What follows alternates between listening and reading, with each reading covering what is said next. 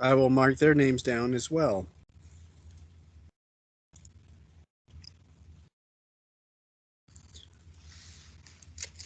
The way we're going to do this final, I don't know if anybody saw the recording from this morning's final, but the way we're going to do this is I'm going to go through. Hi, Amelia.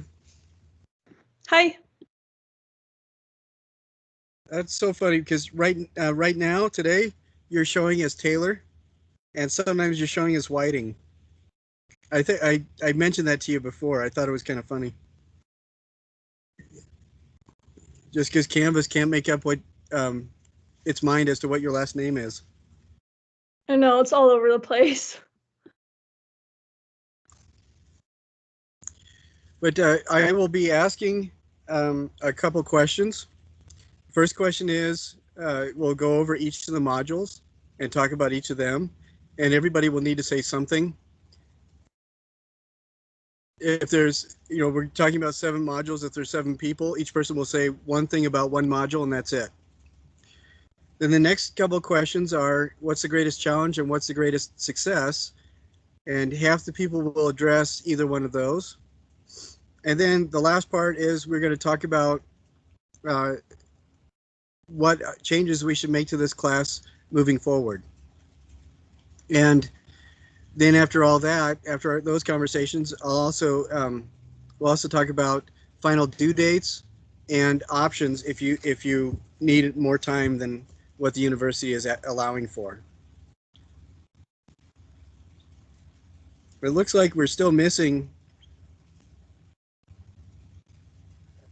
4 people. Oh, here we go. Lydia. Hi. Hello. Okay, excellent. We're just going to be missing a couple people then. It looks like.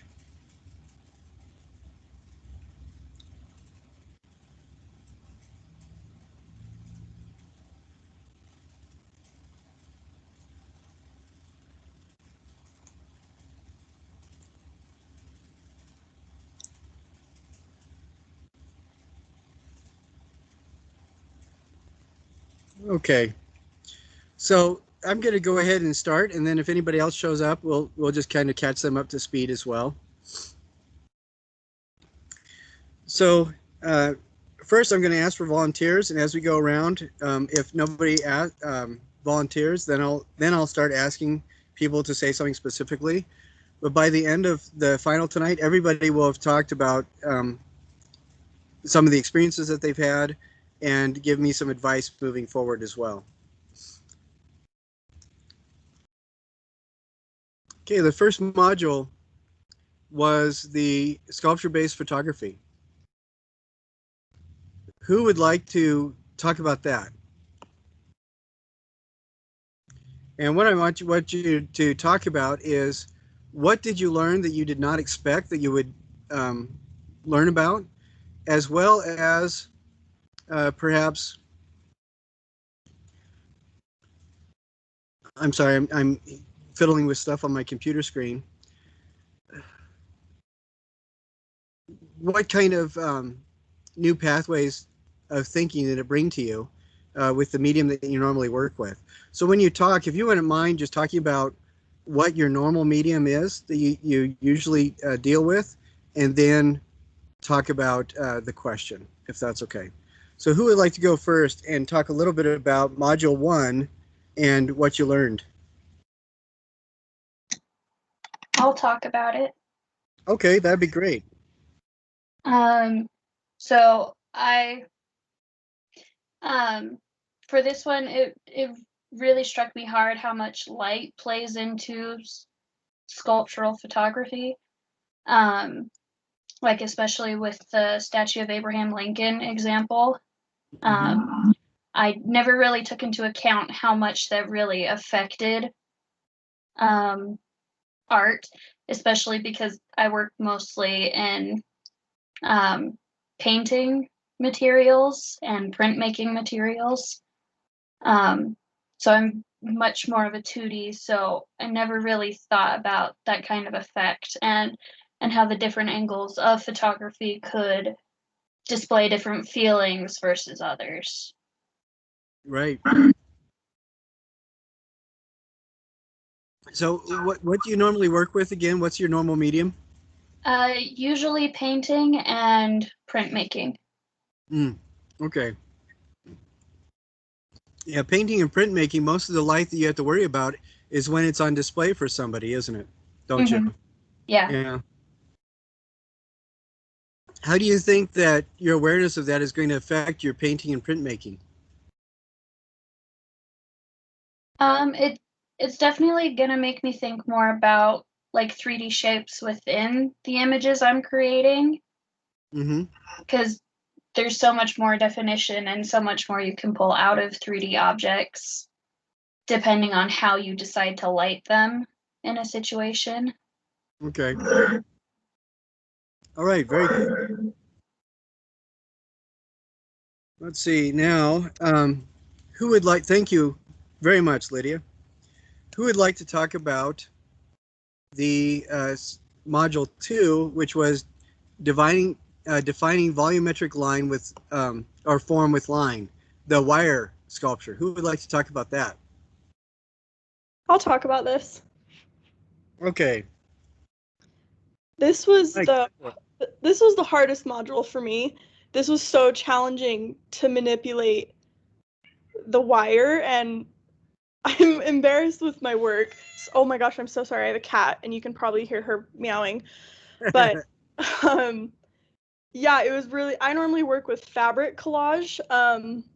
So it's much easier to manipulate, and it's a softer material, and I can create something visually much easier than with the wire. So this was super challenging for me, and it was but also seeing everyone's projects, seeing how abstracted they were, but still I could still create with, I could see what they were doing with their lines and the shapes they were making and the kind of the skeletal forms through the wire. That was super cool. So yeah. All right. Excellent. And you said you do fabric collage for the most part. Yeah. Do you do any quilting or anything, or is it mostly two-dimensional, or what? Yeah, so my job, actually, my mom is a collage quilter and I work with her, and so we make these fabric collages together, and then the end result is to quilt them. Okay. So yeah. All right. I just think that's really fascinating because I'm a pattern piece quilter. Oh, are you? Yeah. So that's kind of neat to hear that somebody else is kind of on that same order of weirdness. Yeah, it's really fun. It's definitely a unique art form that's not very many people are aware of, but it's kind of catching attention recently. That's very cool. All right. Excellent comments. All right. Let's see. What's the module 3, the carved biomorphic abstraction? Who would like to talk about that? I can talk about this one. Okay, Shelby. So this one was actually the most What do you fun do in and the your most. normal life? What's that? What was that? I said, what do you do in your normal life? What's the medium that you normally work with? I don't know if I work with one specific thing. I love doing ceramics, and I love. Well, I don't know. I've kind of done a little bit of everything. Ceramics probably the most, though. All right. All right, great. Sorry for interrupting. Oh, you're fine. Sorry, it's a little bit laggy on my computer, so I kind of got caught off guard, but it's all good. um, so this one was the hardest and the most fun for me. The hardest because I'm such a perfectionist. So the fact that this project was so messy was very difficult for me, but also very freeing at the same time, because it really got me into not only focusing on what the project was looking at, but how it was feeling. Because I was sitting in this pile of like styrofoam for hours on end, just feeling the styrofoam. And I really got focused on like not only what it looked like, but how a curve felt when I like ran my hand over it. And that caused me to really focus on what it looked like at every angle, because my hand would go over it a different way than how I was looking at it. So I thought this was the project that really helped me understand how to look at something in 3 dimensions instead of 2-dimensionally. So, yes. All right, great. Excellent, very good. All right, number 4, structure with skin. Who would like to,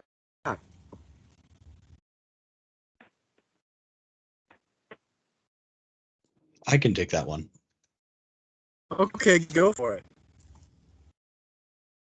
So structure with skin is something that I'm fairly used to, just because my regular medium is digital and physical clay. So working in video games, when you start out with a model, I mean, you're only working with the structure for probably 80% of the process. And so working in a physical medium and crafting those hard edges and working with a physical structure was actually really nice, because it was able to kind of inform me more about how I can improve my digital modeling. So that was really nice. It's really kind of interesting because I can really see the relationship, but it's probably not something that most people would expect, that one would help you with the other. So I think that's very cool that you were able to see that.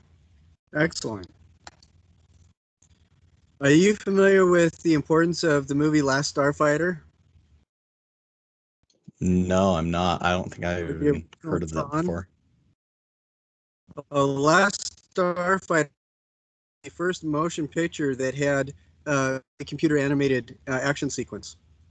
And they used that structure with skin type of wire modeling. All right.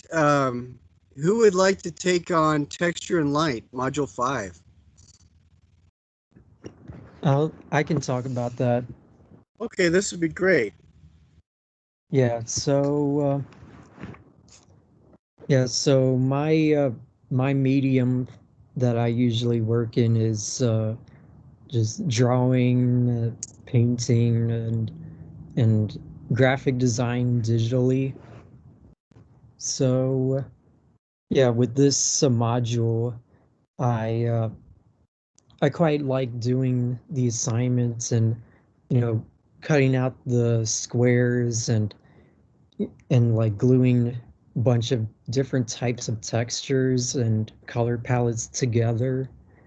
And it's yeah, just doing it really opened my eyes to just like how just how intriguing there's a lot of different types of textures and just like the way each one feels differently and also visually looks. And yeah, so I think that definitely has made me more aware of like adding more texture and different color schemes in my designs. Did you like the color part, the color tiles better, or the texture tiles better? I would say the color tiles were definitely much easier to do, but like the texture tiles, it was definitely more harder to like glue all of them down, but like the result was very satisfying. All right, excellent, very good. I'm getting you guys are giving me some really good comments.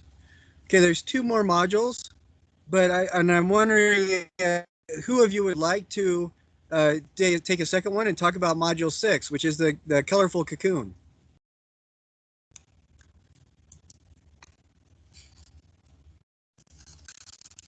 And I'm going to take a bite to eat while you guys are thinking about that.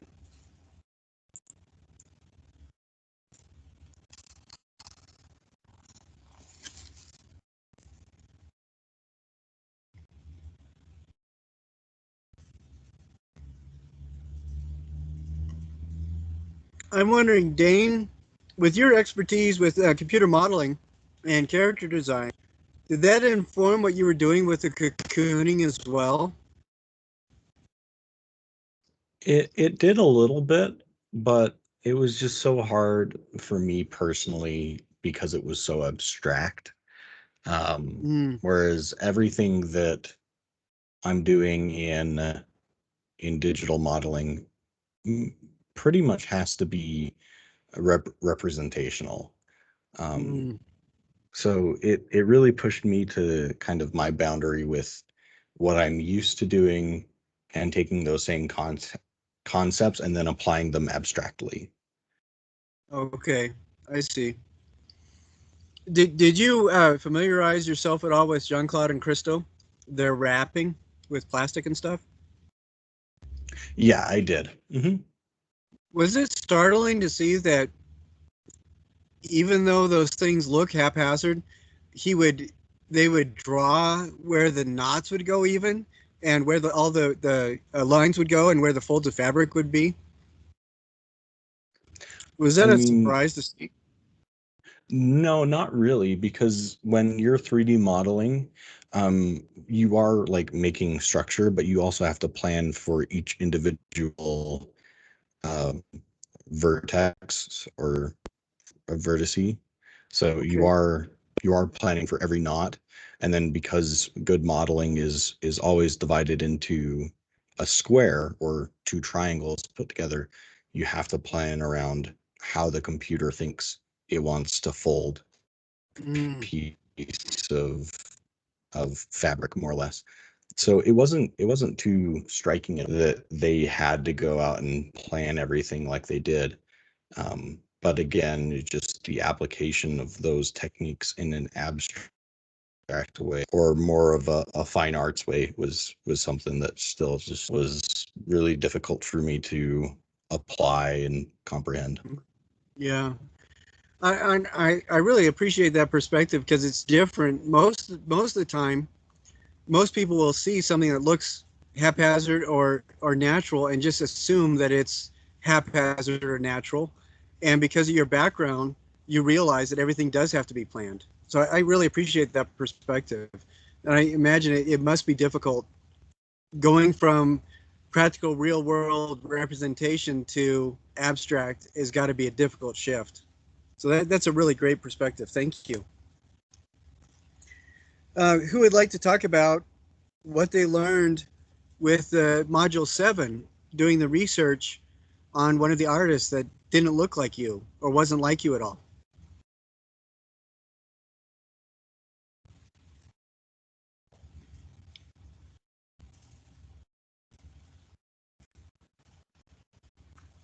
First, I'm going to just go around to the 5 different people here. Which artist did you pick? Jacob, which artist did you pick for your research?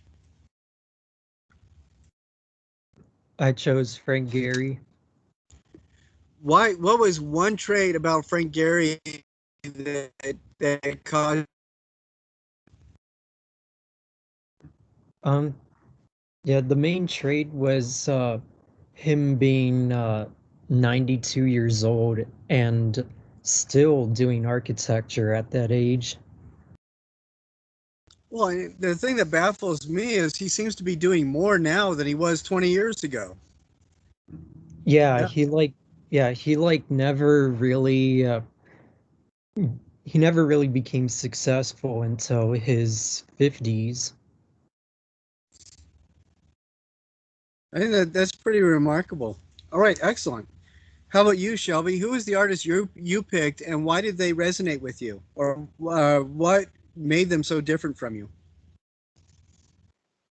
So the artist that I chose was Judith Scott, and the trait that intrigued me about her was that she had Down syndrome, and she was a famous artist, and I thought that was intriguing.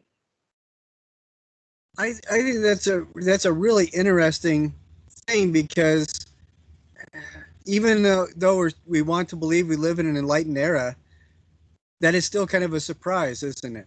To find a famous artist that has that also has these other traits, is neurodiverse or is just different. What about her work really intrigued you? That she didn't have any language abilities, yet I guess still we'd never know what she's trying to say with her art because she never learned sign language or anything because she was also deaf. She never learned sign language, never learned how to speak. So she has these artworks that in and of themselves, they're a cocoon, they're a mystery. You don't know what's inside, but also the meaning behind it we'll never know either. So it's just this bundle of mystery. Mm. That's kind of cool. All right, thank you. How about you, Amelia? Who is your artist, and what about them caused you to pick them? My artist's name is Do Ho Sa. He is Korean. He's a male. His background's actually in Oriental painting, so just a very different background culturally and traditionally from me. What was your favorite work that you encountered when you were looking up stuff on him? So he does these stunning installations of these life-size houses, and he makes them out of fabric and he hangs them from the ceiling, and they look, I don't know, they're so almost shocking to see. They're these beautiful structures, and they look like they should be solid, but they're actually made of fabric. And so he actually did one of them that's his childhood home. So it's just a really beautiful, colorful, vibrant piece. All right, very cool. That is really kind of interesting because it looks so stable and permanent, but just breathing on it changes it completely. Yeah, I think that's really a remarkable thing that he does. All right, excellent. Dane, which artist did you pick, and what about them is different than you or really resonated with you on their work? So I chose Tony Cragg or Craig. Okay. And it the main reason I picked him is just because of his art. I mean, fundamentally, we have a lot of the same identifiers, but his work is biomorphic abstractions, and a lot of his work just looks like they're just so unreal. They look like they're only possible in a digital format. Like the one that pops up when you search him in Google is this massive wood abstraction that looks like a shock wave or a sound wave that's been that's taken physical form in this beautiful wood.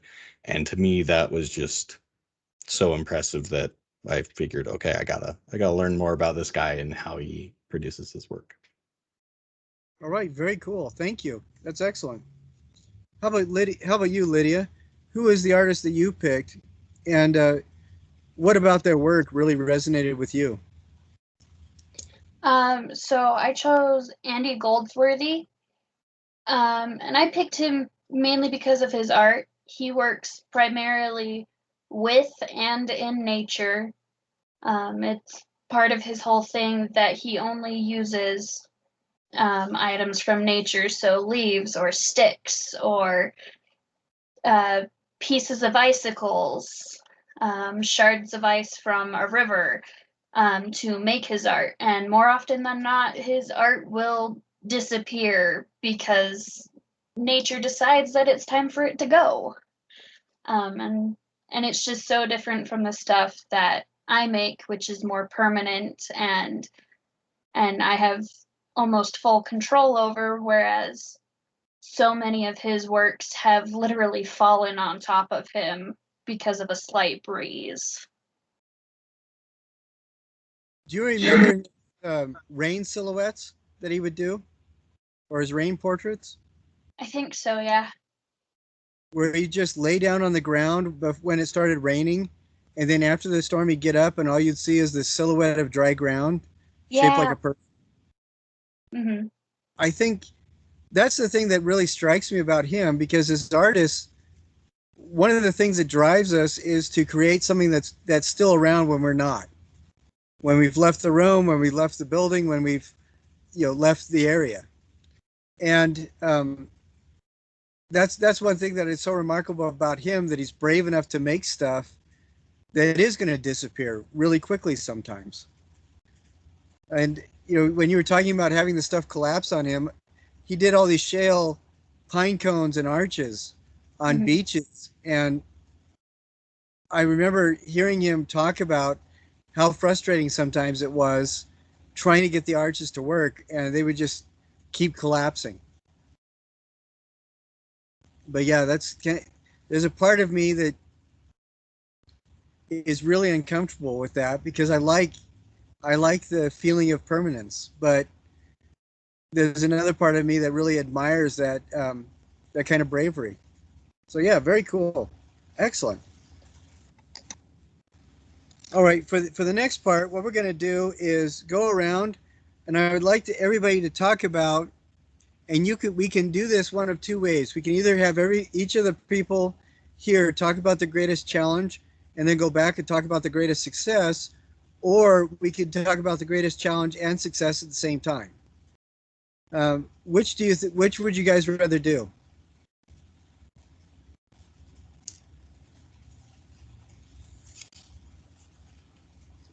I'd rather just do it at the same time. Okay, let's do that then. And I guess I can start off. Okay. So, again, just to reiterate, my biggest challenge was definitely the cocoon module. And I'm still working on that, trying to get it to a point where I like it. Just applying the techniques that I'm so used to already and just giving them an abstract form has been really hard for me. But I think my biggest success was actually the first module with sculpture-based photography. Last semester I took a photography class, and with that I really found a groove or like a style in landscape photography, taking these really nice wide panoramas. But none of my pictures really have a focal point. And so this was kind of the last thing that I needed to learn kind of from that class, was just giving my photography a clear and defined subject while also evaluating my surroundings and having them play a more prominent part in the photo.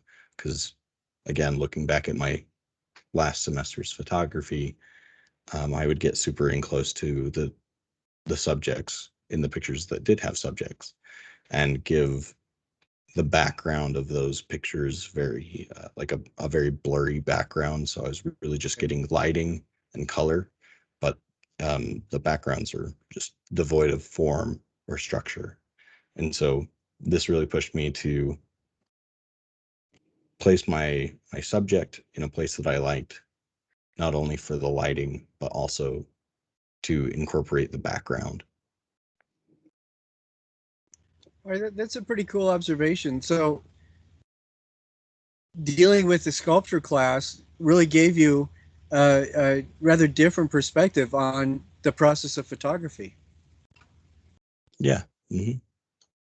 All right, that's very cool. All right, thank you very much.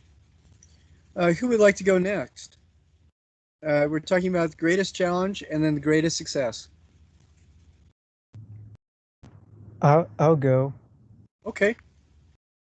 Yeah, so my greatest challenge was definitely doing the carved biomorphic abstract sculpture. Okay. Yeah. It was just a very messy material, and also just a very long, kind of messy process working on it. I actually like accidentally like cut a little bit of my hand, but it wasn't like too bad, but still I got like cut on there. And I'm sorry, I'm not laughing at your pain. I'm just it is amazing to me with all the stuff that you guys are asked to do that you only got injured a little bit on one project. So that's what I was laughing about. So Yeah, I'm sorry that you got hurt. yeah, it definitely, Doesn't laugh. yeah, it definitely healed up quicker. But That's good.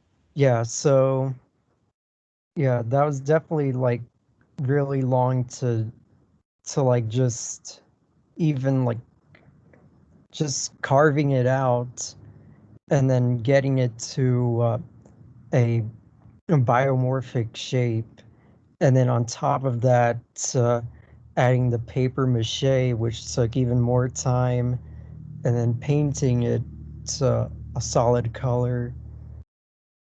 But I'm glad it turned out pretty well, in spite of all that. And Despite your physical injuries. yeah, and my greatest success would probably be the wire sculpture. Oh, good. And yeah, so that one, I quite like doing that one because I usually do drawings, and yeah, most of my drawings are based on the lines that I create to represent a form, or represent shapes. And with that project, I yeah, it was really interesting to try and bend the wires into shapes and forms, and create a kind of 2D drawing, like in 3D. Mm-hmm. Yeah, yeah, it was just very interesting, and I quite liked my sculpture, how it's like a deer, and the deer's head is like, there's like a lot more detail with the head, but the rest of the body is kind of abstract, and it's just like a very interesting juxtaposition. And yeah, I'm really happy with how that turned out. Good. I'm glad that worked out. It's always good to hear which modules people really like or really enjoyed working on, or their best success. So that's, I saw something where there's it works with hot plastic, and it's basically like a 3D pen where you can, the plastic cools enough or quickly enough as it leaves the pen that you can make like three-dimensional drawings with this plastic. And I think that all in all considered, the wire is probably a lot less expensive and a lot easier to work with to get the similar effect. And it's kind of fun to hear that your style of drawing just happens to coincide with the medium, so you were able to get it to work well. So that's great. Excellent. Who would like to go next? I'll go next. All right, great. Mine were the exact opposite of Jacob's, so I really struggled with the wire sculpture, like I said earlier. That was just so hard for me, and I made my little test sculpture, and I was really frustrated with it, and so I started on my main one and I put it aside. So I'm still working on it because I just was so frustrated with it. It was just so hard for me to work with the wire and get it to bend and move and get it exactly how I needed it to. And so that was really, really difficult for me and very frustrating. But I feel like I had the most success with the carving with the foam. That was really, I didn't expect to like that, but that was really, I don't know, it was super fun and soothing to carve away at the foam. And kind of once I got the hang of it, like it was super satisfying to just slowly carve away piece by piece and get it super smooth. And it's not perfect, but I really enjoyed doing it. And my little brother's super into like wood carving. And so I kind of want to try that out with him because that was just super satisfying to carve away piece by piece. And I feel like I had a lot of success with it. All right, very cool. Excellent to hear. Yeah, the only downside I think to using the foam is other classes have used wood before and done the carving with the wood, and I think that that's kind of problematic. I've also, most of the time people will do cast blocks of plaster and carve with plaster, And that seems a little bit of a problem too. I have done this class where people would carve potatoes and other root vegetables, as well as apples and melons. That is particularly interesting to see stuff that people come up with doing that. But I think aside from the mess, I like the styrofoam because it is relatively easy to work with. But there's that one question on the third quiz: why is subtractive construction so time consuming? Well, that's because, if you break a little piece while you're carving, what are you supposed to do? There's just nowhere to go. Are you guys familiar with the monument in South Dakota called Crazy Horse? Yeah. I think, do you remember the name of I think it was a Polish man whose family started carving that? I can't remember his name, but I think it was in the 50s where he came over and he was so enamored of the Dakota Sioux that he asked if he could carve a monument to Crazy Horse, which is kind of like the Sioux Nation's Moses and George Washington kind of wrapped together. And this sculpture is an entire mountain that is so big that Crazy Horse's head is about the same size as all 4 presidents' heads in Mount Rushmore. And I remember finding out that about every 15 or 20 years, as they're chipping away at this mountain, they have to kind of change the plans a little bit because there'll be an accidental rock slide, or a fissure in the stone will appear that they hadn't planned on, and extra chunks will break away. And I was just thinking, if it's frustrating to work with styrofoam, imagine how miserable that would be if you're that family working on this sculpture and something breaks wrong. I really don't want to think about it. But who would like to go next to talk about their biggest challenge and biggest success? I can go next. All right, please do. I think my biggest success was the wire sculpture. I'm a lot better at representational art than anything else I've found in this class. And so being able to make a sketch of an ivy plant I had in my bedroom, and then turning it into a wire sculpture was actually really cool. And I really enjoy how it turned out. And I had a bunch of floral wire that I haven't been using for anything, so I decided to add that into my sculpture as well. And it ended up looking a lot cooler than I thought it was going to be.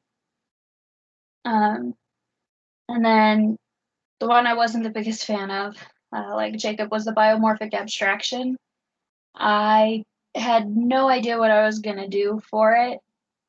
And for the life of me, I couldn't come up with an idea until I started playing with the little pieces of clay you gave us. It was very helpful. Well, that's good to hear. Mm-hmm. And so eventually I just made a shape I liked out of the clay and then just went for that. And it ended up okay. It wasn't my favorite, but it was okay. Good.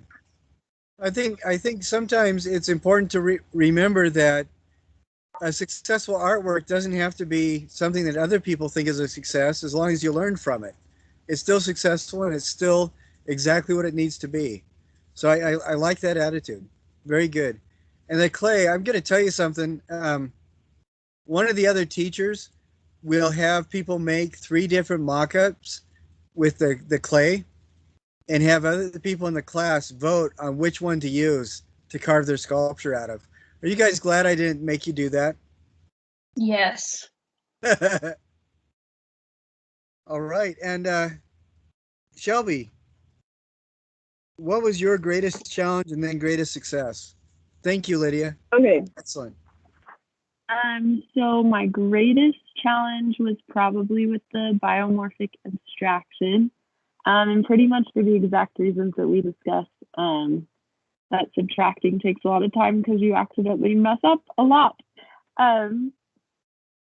so my dad's an artist, and whenever we would sculpt with him, he would always use the phrase, "You're chipping away at the lie." Oh, I To like reveal the that. truth, that whole thing. Yeah. So you're Right. chipping away at the lie.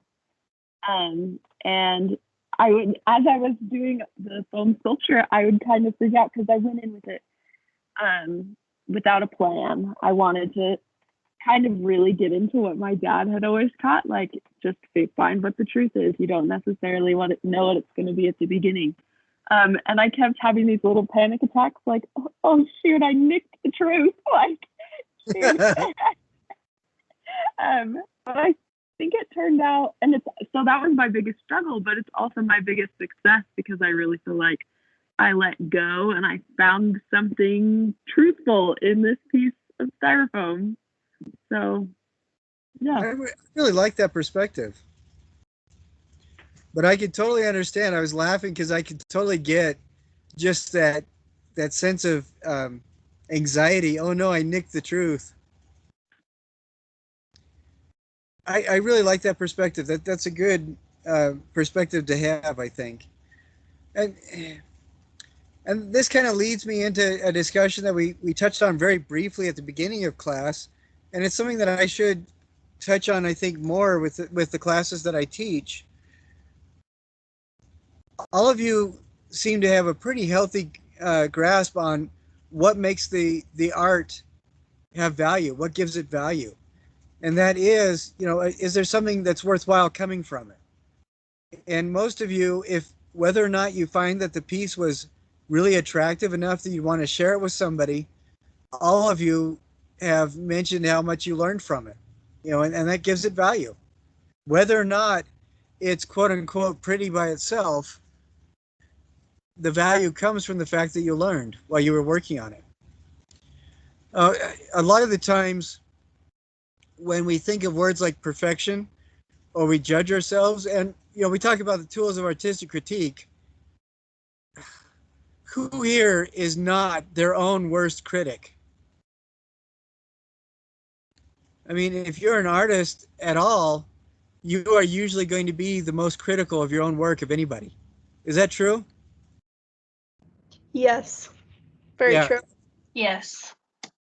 Yeah. And there's a problem with that, but there's also a good part to that. The good part is it is good to be self-reflecting and to think about how you could do things better. One thing my mom would always say to me was, Andrew, it's not your baby. Meaning that it's okay to get rid of something or to throw it away or to start over. I don't have to be emotionally attached to what I'm making, because even though I am making it, maybe the most important aspect to its existence is the fact that it's helping me to learn how not to do that again. When we think of things like words like perfection, we a lot of the times as artists will hold ourselves up to this impossible standard. And there's absolutely no, it's like Star Wars The Phantom Menace. There is absolutely no way that movie could have made everybody happy, because everybody knew what the movie was supposed to be, and when it came out, it did not live up to so many people's expectations because the expectations were impossible to meet. Any of you guys old enough to remember Phantom Menace? Not when it came out, but I loved it growing up. Oh, thank you for that little painful dig. That was very nice of you. Yeah, but when that movie came out, there were so many people excited to see it that they had all formed their preconceptions about what it should be. And so when the movie was actually made, it didn't match most people's preconceptions. And because of that, people ended up hating it without realizing, it's nobody's child. There's a whole conversation with that. But circling back to my point again, perfection is not machine-like accuracy, not laser-like precision. That has very little to do with perfection as an artist. Perfection as an artist has everything to do with being honest with your craft, being honest with your medium, and being honest with your relationship with your art. If you create with those three things, if you're honest in all three of those areas, whatever you create, regardless of how quote unquote pretty it appears to be to other people, it is going to be by definition exactly what it needs to be and will therefore be perfect. So it may not be a masterpiece, but it serves its function exactly the way it needs to. Because you're being honest about where you are as an artist, you're being honest about how you're working, and you're being honest with the attempts at expression that you're making. And I think self-reflection and self-criticism can be good and healthy when we're looking at the work that we're doing and saying, you know what, the next time I do this, I'm gonna pay more attention to how light interacts with these kinds of surfaces.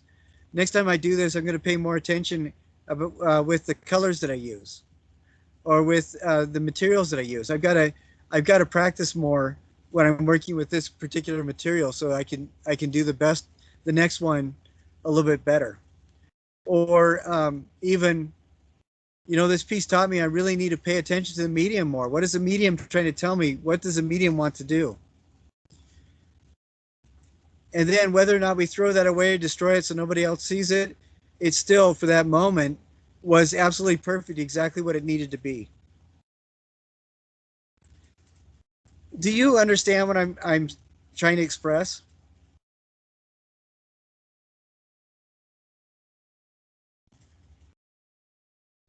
I get it. Yeah. Okay. When you're dissatisfied with your work, I want you to revisit that and look at it again with a fresh perspective, and ask yourself those questions. Am I holding myself responsible for a mastery that I cannot possess? Because the first time you interact with a medium, you're not going to be a master of it. Maybe the second or third time, but usually mastery comes out of thousands of hours of effort. You know, say to yourself, well, am I holding myself up to that? Or am I reflecting on this as a negative thing because I wasn't honest with where I am? And if you were honest, then remind yourself, well, then this is perfect. It's what it needs to be.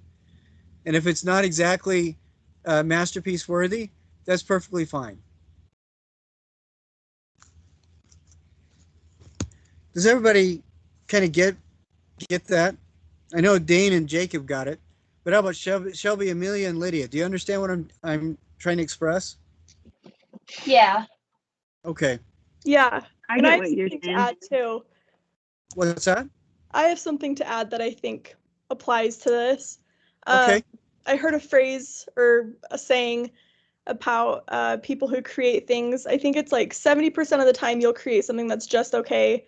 20% of the time you'll create something that's just like bad, awful, like no one's gonna see it. And then 10% of the time you'll create something that's like really masterful and really wonderful. And like that's when you've nailed it. But it's just a small percentage of that time that you'll really create something that's really, really awesome. Well, I think that still doesn't address that that concept of quote unquote perfection, does it? I mean, you know, you're talking about something that's awesome. You're talking about something that's okay, and then something that's really bad. But if you're being honest with it, all three of those things could perform the function of being perfect as well. But I think that masterpiece, the masterfulness, comes when other people can appreciate, you know, the trauma that you went through to create that. So I really like that perspective, Amelia. Thank you. That's very good. I don't know if we'll have time later, but I wanted to talk a little bit about the pillars of what make art worthwhile. There's four pillars that Albrecht Dürer spoke about, and there's a fifth one that I think is really important too. And I wanted to talk about them just a little bit, I think, oh, we have plenty of time. Okay. One is, like I mentioned, being honest with where you are right now in your journey. What I mean by that is not that you just hold yourself to the same standard and never try to stretch or grow, but be aware that you need to grow at a rate that's commensurate with where you are right now. Who of you are into any sort of competitive sports?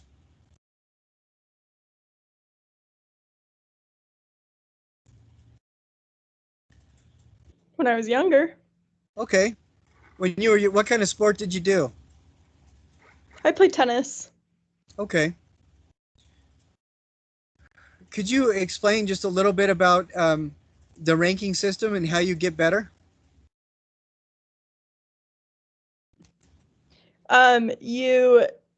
You get better and you move up in the ranks by you play matches against other people and you just create a ranking for yourself and move up that way based off of how many matches you win. Do you do matches with other people at your relatively your own level, or do you try to get the bigwigs right away? Well, generally you would start out at a level you are capable of competing against and then you work yourself up. All right, excellent, very good. And I think that's an excellent example of what I'm talking about. You're working at the level that you're comfortable with, but you're also stretching a little bit. Tennis is particularly stressful, I think, as far as sport goes. I'd much rather be in a huge team. Like I played soccer, and in soccer, if you screw up, you can blame it on 10 other people. In tennis, if you screw up, you can only blame it on yourself. Yeah. But I think that's an important pillar, being aware of where you are at your skill level, so you aren't holding yourself accountable for greater skill than at present you possess, but you're still pushing yourself. Another pillar is being very aware of the medium.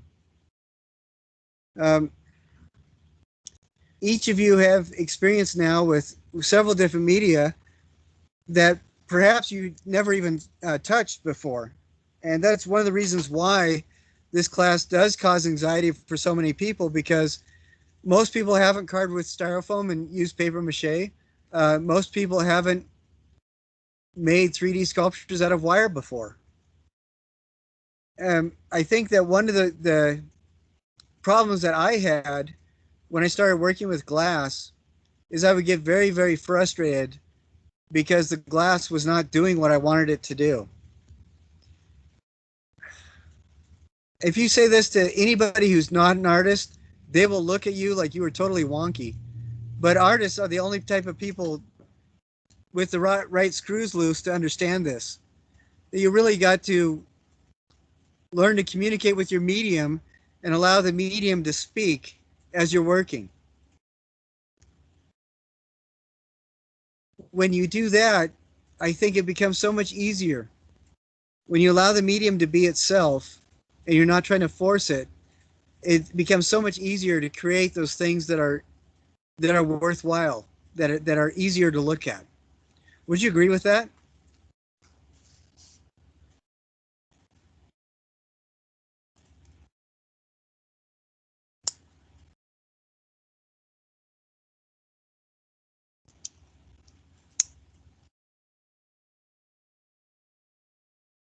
Yeah.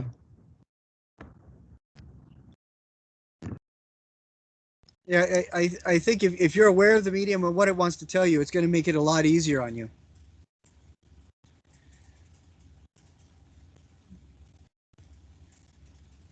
The third pillar is proportion. We talked about the golden section. Does anybody remember what the golden section is?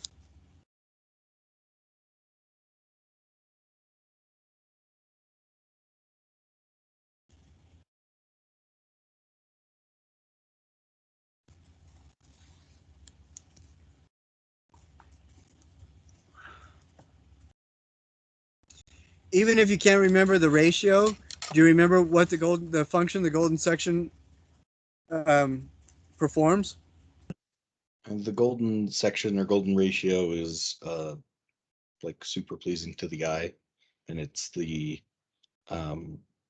like the section that you're looking at is comprised of the last two sections combined. So it's like 1 + 2 = 3.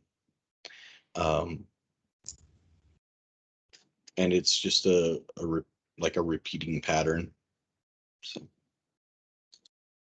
Yeah, and it's fascinating how it seems that nature kind of naturally falls into that ratio.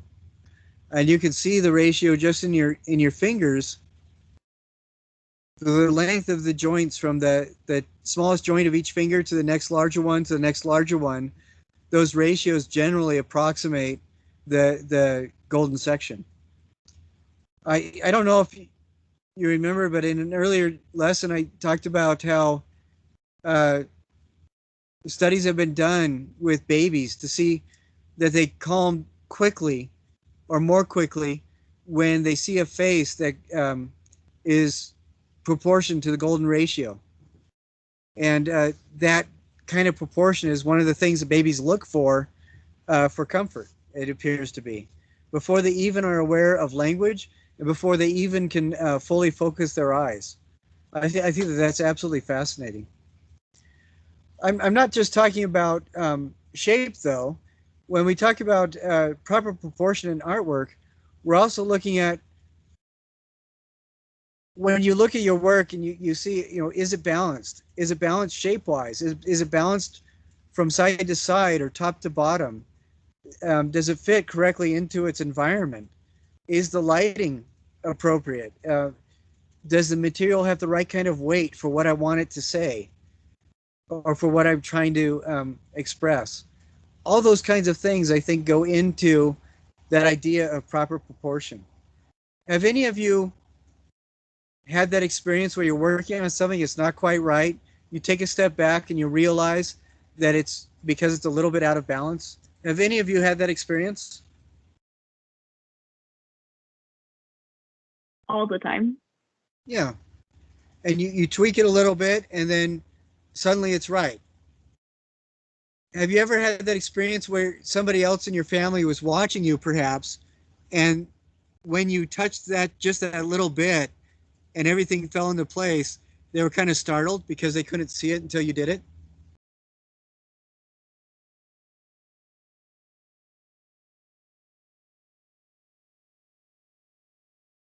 Shelby, did you ever have that experience watching your dad do his work? Yes. With him, yes. For myself, it hasn't happened yet, but with him, yes. Okay, but it's fascinating because as you gain more experience, you can see that in your own work better and better. And it's kind of fun sometimes when somebody's watching you that really doesn't know what you're doing, and you use your own knowledge to make it that little bit better, and everything falls into place. But yeah, I think that it all comes together. I think proportion also deals with things like using the right medium for the right situation. I think that applies that a little bit too. I think that also ties in with honesty with the medium. If you're trying to do something that will last forever, you wouldn't make it out of angel food cake, for example. If you wanted to build public monuments that are there to endure the test of time, you wouldn't be Andy Goldsworthy freezing icicles together.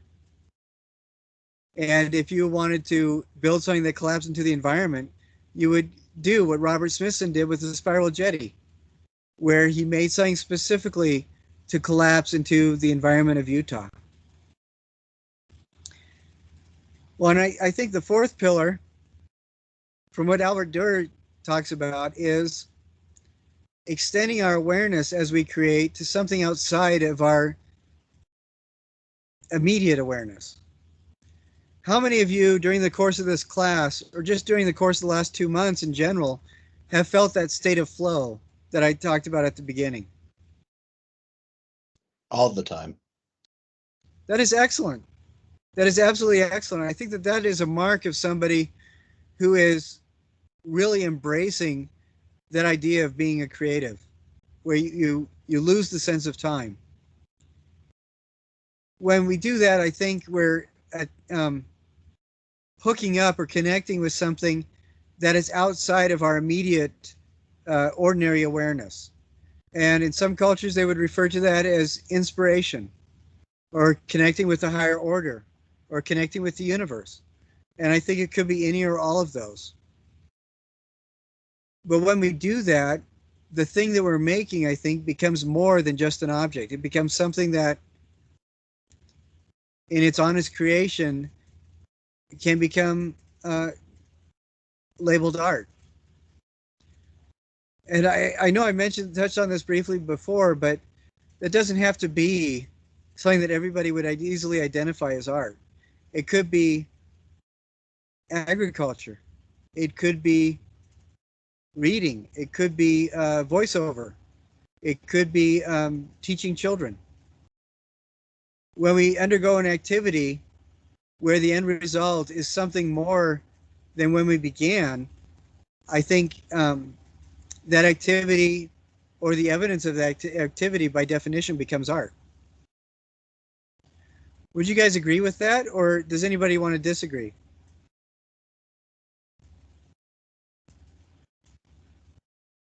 I agree with that statement. All right, thank you. I think that there's a lot of definitions that people can generate for something like art, but I think that that seems to be pretty consistently a simple definition. And those are the four pillars that essentially Albrecht Dürer spoke about.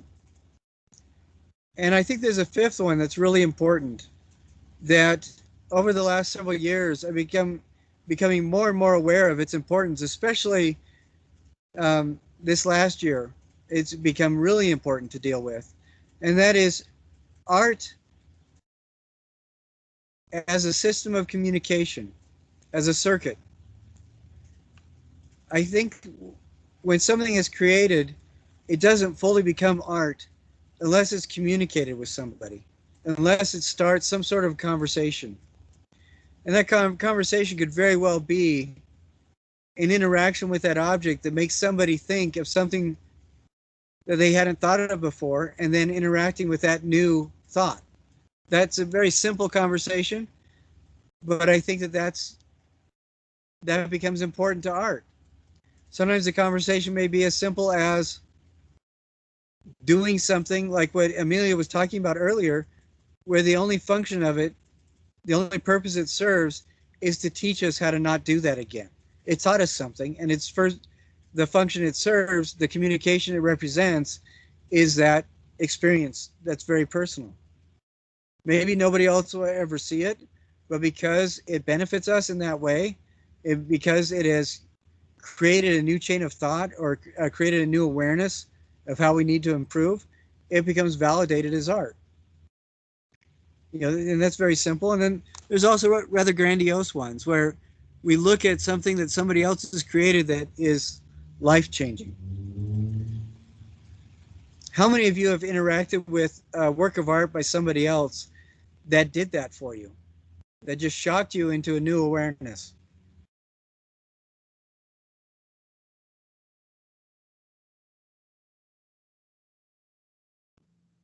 I think the David statue, I had that experience. It was shocking, and it was the most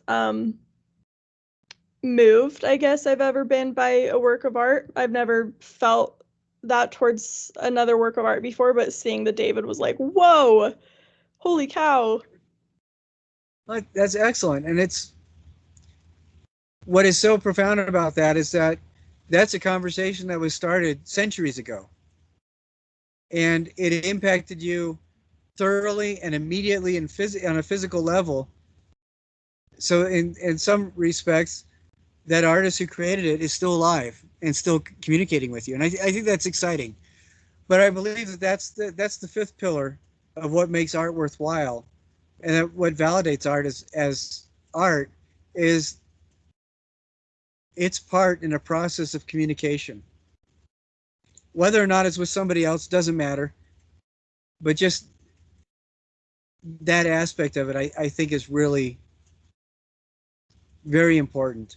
And so when I hear stories about people who have these vast private collections of beautiful works that they will never show, or they only bought as investment. I think that's really sad, because I can't help but wonder, if the art has a consciousness, is it pining away because nobody appreciates it? But that's something to think about. But also, when you get disgusted with something that you made and you realize, oh man, I so totally screwed up, I'm never going to do that again. Instead of being disgusted with it or disappointed, realize that the fact that you recognize you're never going to do it again means that that art has been validated, and that it's formed a big part of its function right there. So instead of being disgusted or disappointed with yourself, I hope that you reflect on that and realize that on some level that was a success, even if you're not going to show it to anybody else.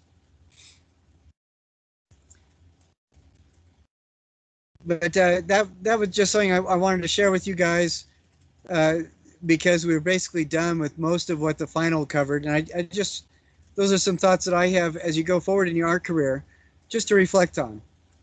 And if you can find that essay by Albrecht Dürer about the pillars of art, I highly recommend reading it. I have not seen it online. I've only found it in an 85-year-old book that a friend of mine had, that I read years ago, and it was something that I've remembered ever since. It's really remarkable. For the next few minutes, as we wind up, I wanted to remind everybody about the dates. I told everybody originally July 1st. I was totally wrong. Do you guys remember the last date, the last time for when things are due? Didn't you say it was the 29th? Yes, June 29th at midnight. Excellent. And will any of you have a very difficult time finishing everything up by then? No, I should be good to go. Okay. Because if something happens between now and Tuesday and you're not able to get stuff done, just let me know, and we can easily do an incomplete for, you know, the couple extra weeks that you need. And that's no problem at all. And then you can still get the class credit you need without having to take the class again. Now, there are two more questions that I'd like to ask you, and this is just for pretty much my own edification. I think it is important for, even if it's an online class, to have some sort of interaction where we can talk with each other. How often do you think that an online class like this should meet during the week? And what kind of options for time should I make available to the next class?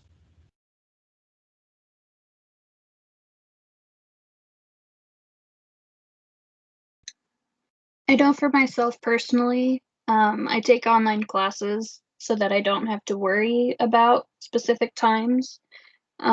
So at the very least, being open like you were at the beginning of this semester to meeting our schedules and doing what you did this semester with, you only have to show up for 5 live sessions, but then just make sure you're watching all the videos. So I think what you did was really good. So that worked out for you? Yeah. All right, great. I'm glad it worked out. One thing that's difficult is to balance that being flexible with also meeting the requirements of the university too. So I'm glad that worked out. Anybody else have a perspective to share on that? Thank you, Lydia.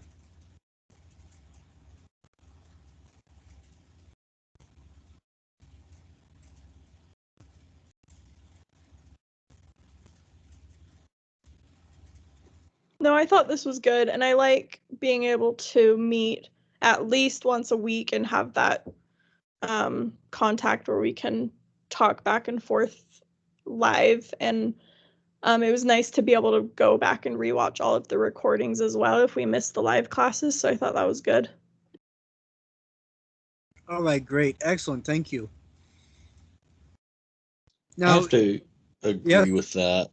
Just with 2 times a week was really nice, especially with the recordings. I just wish I could have attended more classes live.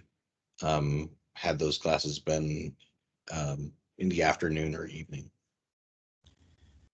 so if I did something like, if I did one class in the morning and one in the afternoon or evening, do you think that would be better? Yeah. Mm-hmm. Okay. All right. I think that that's what I'm going to have to do this next term. I was thinking about having like a main class on Monday where we go over basically most of the stuff we need to touch, and then having a class in the afternoon that's maybe an hour, and then a class in the evening later in the week that's also an hour. And I thought that might do it because then perhaps people with odd work schedules or um, just having to deal with the weirdness of life in general would have more opportunities. Do you think that that would work out? Yeah, Yeah. I think that would work out. The only thing that I would maybe point out at that point would be having 3 different times and meetings might be a little bit more stressful, I guess. Okay. But definitely if you had just one other option during the week that was a little bit Okay. later. All right. So like one morning one and then one later afternoon one. Yeah. Okay. All right. Yeah, That's excellent. What's that, yeah, Jacob? that would yeah, that would totally work, especially for someone like me who has a weird sleep schedule and couldn't make to some of the meetings in the morning. But I do like how it's set up though, with having to attend a certain amount of lectures live and then going back to some of the pre-recorded ones and yeah, just staying on track that way. All right. Excellent. Thank you very much. Good. I really appreciate your input. Okay. For the very last question, I would like to go around, and this is going to be a reflection a little bit on your greatest success as well.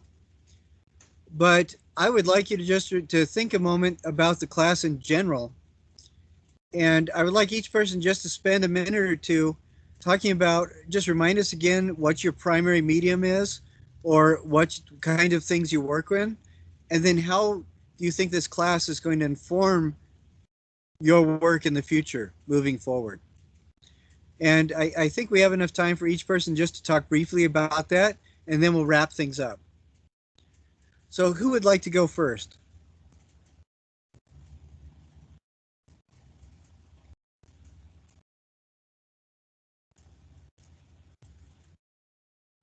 I can go Guess first. I can go.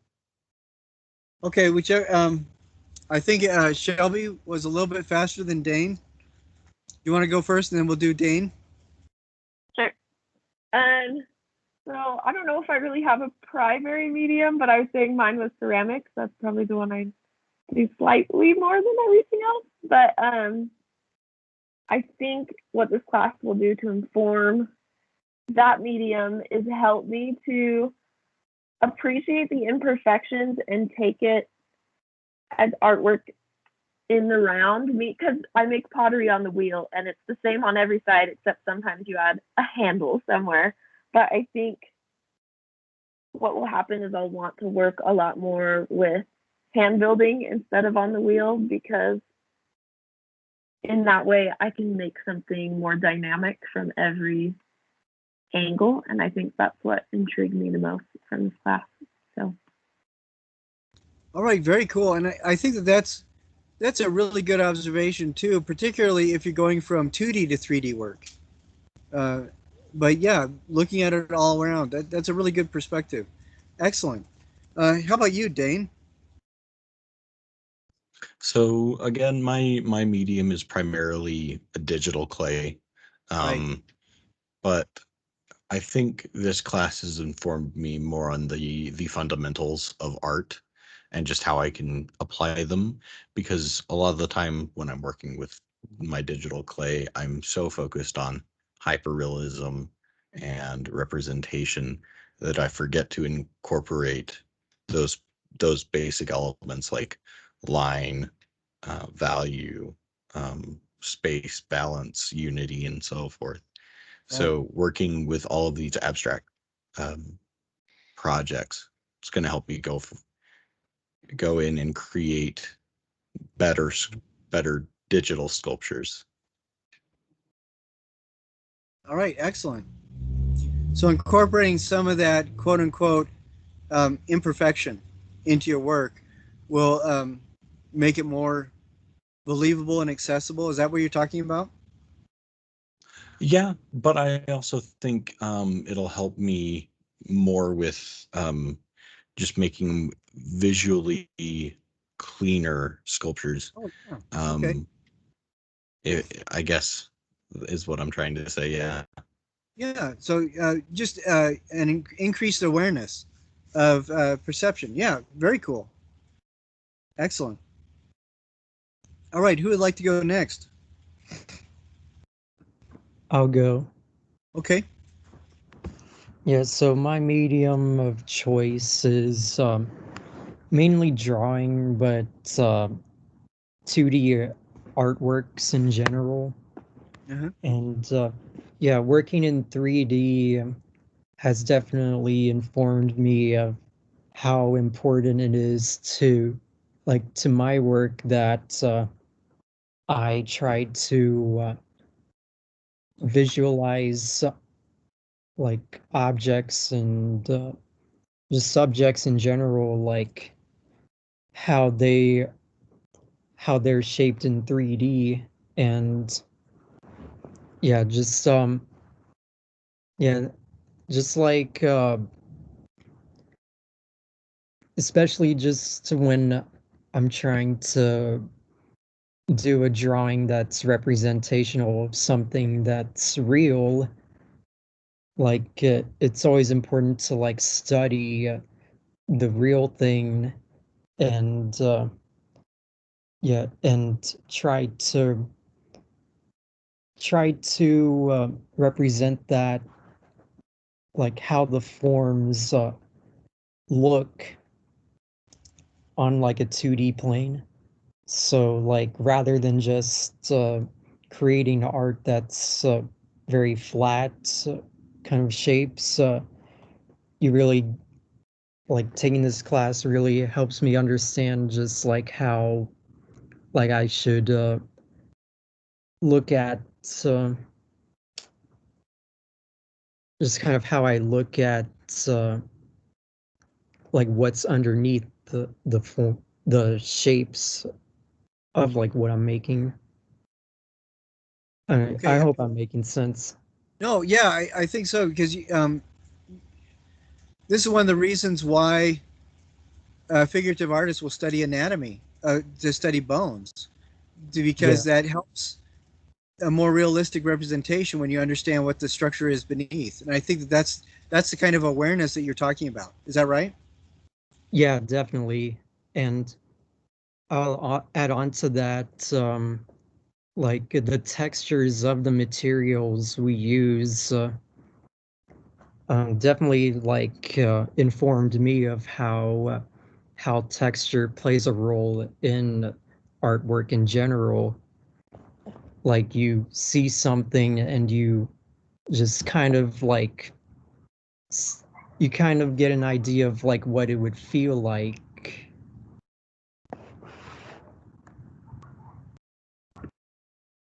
Yeah, I appreciate that. I think that's a really good observation. Excellent. Thank you.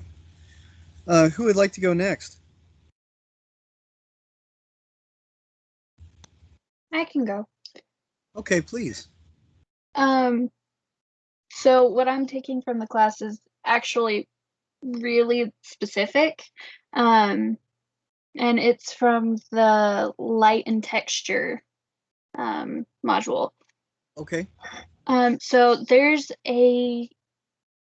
so in printmaking, you start by making a matrix, which is essentially what you go and print your art prints off of.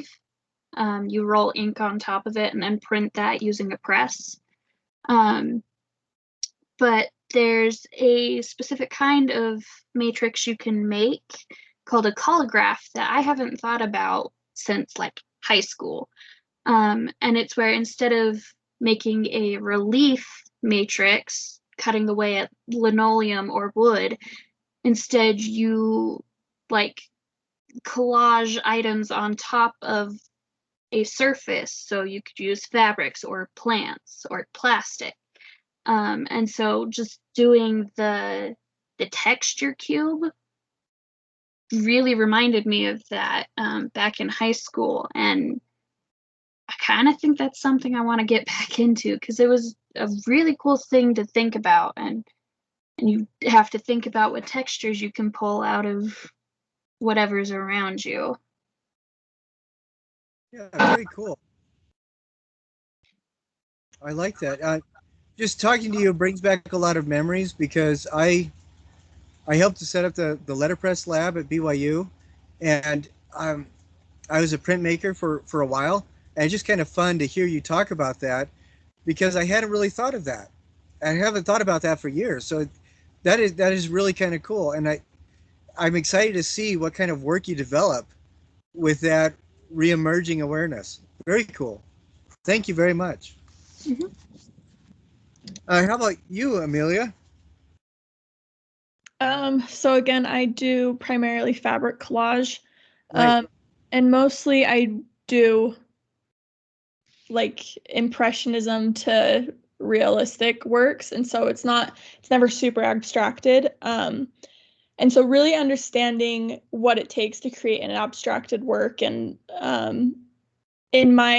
from my naive perspective before taking this class, you think, Piper, be quiet. I'm really sorry, my cat is so loud. I think I had the thought that abstraction was just so simple and it doesn't take much effort, and but having to create something that's abstraction, there really is so much thought that goes into it and so much planning. And it's not so random as it may appear. So yeah, I think that was really beneficial and useful for me to learn more about abstraction. I really appreciate that observation because it reminds me in this class more than anybody else when you guys were doing your essays on that third module talking about abstraction. Several of you pointed out the idea that when people do more realistic work, it's imagery is messages are communicated through our appreciation of that imagery. And I think one of the things Amelia is talking about is when you do abstraction, it kind of bypasses that easier layer of communication and it goes right to sometimes to the visceral reaction. And sometimes it is more difficult to do that. And sometimes it can be really powerful where people can be crying in front of your work and they're not even able to articulate why, that it hits them so strongly. So I really appreciate that, Amelia. That's an excellent observation. All right, folks, are there any last questions from anybody? I do have to apologize. I was trying to get caught up on grading by the end of last weekend. I was very sick for a couple of days and fell behind. So you've probably noticed that I'm getting everything graded yesterday and today. I will have everything that I have right now caught up by tomorrow night.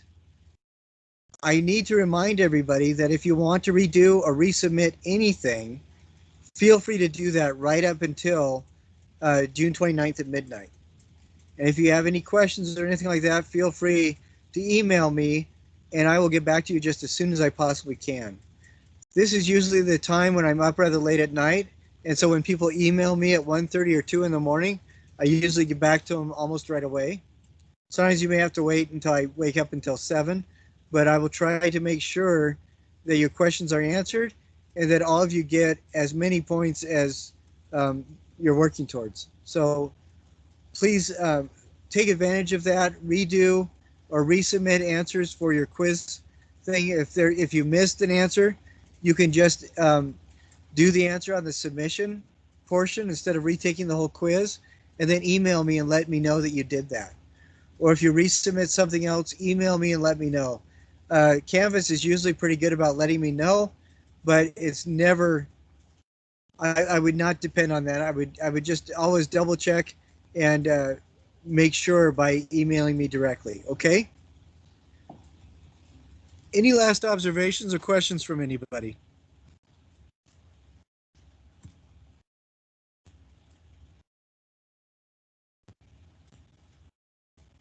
In that case, then, it's been a complete pleasure working with you guys over the last couple of months.